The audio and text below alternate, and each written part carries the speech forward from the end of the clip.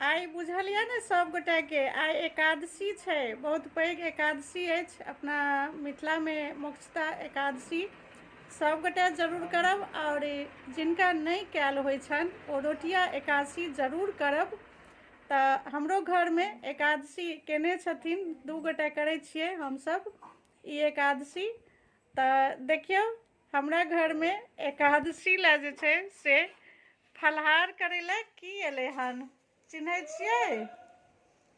देखियो ई फलहार करे ला एले हन एकादशी में।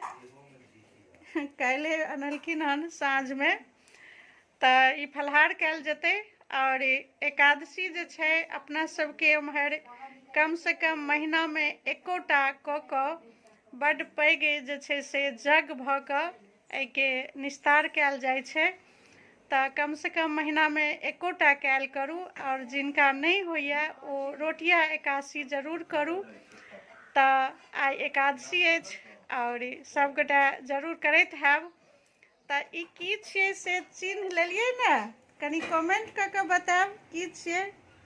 ओना तो पहले के टाइम में ई बहुत उपजै छलै अपना सबके गाँव में खेत में, लेकिन एखन जे छै से आब लोग के ताकि ताकि के खरीदऽ पड़ै छै, कोनो भेट गेल तऽ भाग छै।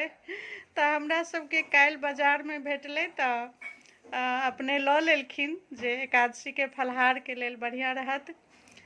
ठीक छै, जय मिथिला जय मैथिली, बाय बाय। फेर भेटै छी दोसर वीडियो में।